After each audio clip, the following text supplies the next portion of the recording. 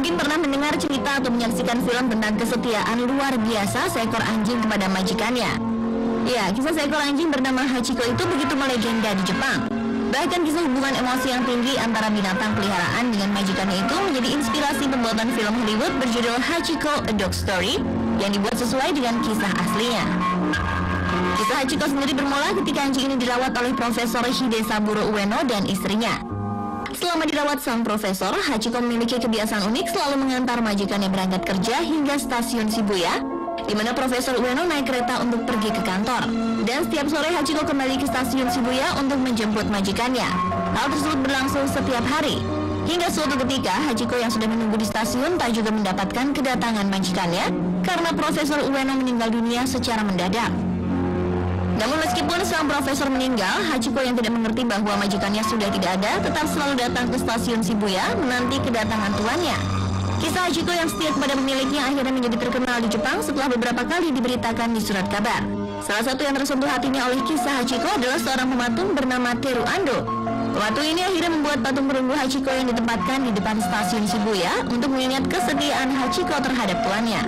Hachiko ditemukan mati pada tanggal 8 Maret 1935 setelah sekian lama menanti kedatangan majikannya di stasiun Shibuya. Monumen patung Hachiko sendiri bukan satu-satunya monumen hewan yang ada di dunia ini. Di sejumlah negara ada beberapa patung hewan yang juga memiliki kisah menarik di balik pembuatannya. Dan berikut Spotlight akan membahasnya untuk para pemirsa setia Spotlight.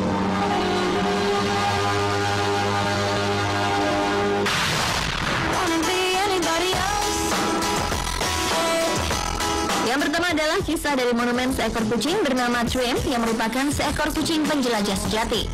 Trim mengikuti tuannya bernama Matthew Flinders menjelajahi Australia pada tahun 1801. Trim yang lahir di kapal dan sempat tercebur ke laut ini berhasil selamat hidupnya setelah memanjat kembali ke kapal melalui tali. Bukan hanya kejadian itu, kecerdasan kucing ini juga membuatnya menjadi favorit Matthew Flinders dan para awak kapal. Matthew Flinders sendiri sangat menyayangi kucingnya. Bahkan saat dipenjara tahun 1803 oleh pasukan Prancis karena dituduh menjadi mata-mata Inggris, Matthew menulis sebuah penghargaan biografi ke Trim, di mana dia menggambarkan Trim sebagai sahabat hewan terbaik yang pernah dia miliki. Kucing berwarna hitam dan berkaki putih ini kemudian diabadikan di Sydney, Australia. Pematung bernama John Cornwell membuat patungnya untuk menemani patung Matthew Flinders pada tahun 1996 yang dipasangi di perpustakaan Mitchell di Sydney, Australia. Tidak hanya di Australia saja, patung Matthew Flinders dan Trim juga dilahirkan di Donington, Inggris, tempat kelahiran Matthew.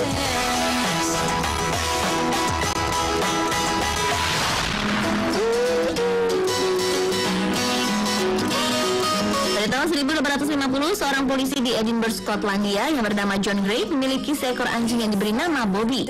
Meski hubungan keduanya sangat erat, namun itu tak berlangsung lama. John Gray kemudian meninggal dunia akibat tuberkulosis pada tahun 1858 dan dimakamkan di kuburan Kirkgrave Friars. Bobby pun mengikuti prosesi pemakaman John hingga selesai sebelum dibawa pulang oleh keluarga. Namun anjing kecil itu melarikan diri dan memilih tinggal di makam majikannya. Seorang tukang kebun gereja yang juga sering berada di dekat pemakaman, yaitu James Brown, mengaku sangat sedih melihat perilaku anjing tersebut. Ia lalu memberi makan dan minum pada Bobby serta menyediakan sebuah kandang untuk Bobby di dekat makam majikannya. Pengabdian Bobby untuk majikannya kemudian menjadi cerita besar hingga membawanya menjadi selebriti di Edinburgh.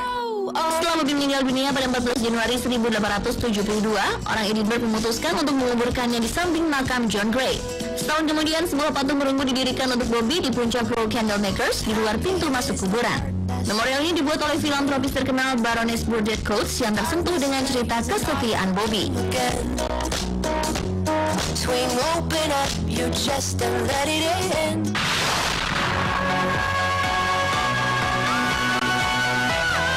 Patung hewan berikutnya berdiri di Rusia. Monumen Homeless Dog di Tiumen ini tidak sekedar untuk dilihat dan diperhatikan. Patung ini dibuat untuk menggalang dana dari masyarakat bagi anjing terlantar.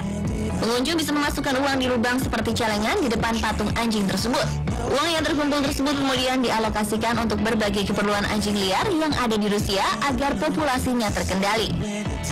Menurut Andrei Poyarkov dari Institut Ekologi dan Evolusi A.M. Severstov yang telah mempelajari anjing liar di Moskow selama 30 tahun mengatakan, kebanyakan anjing liar dijauhi oleh manusia di Moskow.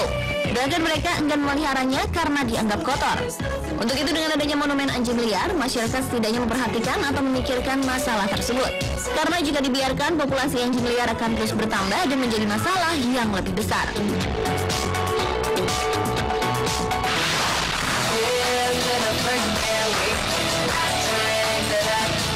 Lion of Delos atau yang lebih dikenal dengan sebutan The Terrace of Lions adalah patung singa di Mykonos, Pulau Delos, Yunani. Pulau Delos sendiri merupakan salah satu situs mitologi sejarah dan arkeologi yang penting di Yunani. Delos juga memiliki posisi sebagai tempat suci sebelum mitologi Olympia Yunani, di mana pulau ini adalah tempat kelahiran Apollo. Pada tahun 600 sebelum Masehi, orang-orang Naxos yang mendiami Pulau Delos membuat patung-patung singa yang didedikasikan untuk menjaga jalan menuju tempat suci lahirnya Apollo. Patung-patung singa yang sering diperbandingkan dengan Sphinx di Mesir ini dulunya berjumlah kurang lebih 12 buah. Namun kini yang tersisa hanya 7 buah, di mana patung-patung tersebut sudah dipindahkan ke museum. Sementara di lokasi asli The Terrace of the Lions ditaruh patung-patung replika untuk menggantikan patung aslinya.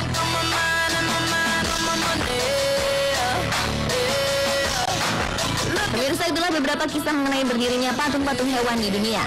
Tak hanya unik, tayangan tadi juga menyadarkan kita bahwa penghargaan itu tidak selalu harus diberikan kepada manusia. Hewan juga memiliki naluri dan insting yang kemudian menjadi inspirasi manusia untuk memperbaiki kehidupannya.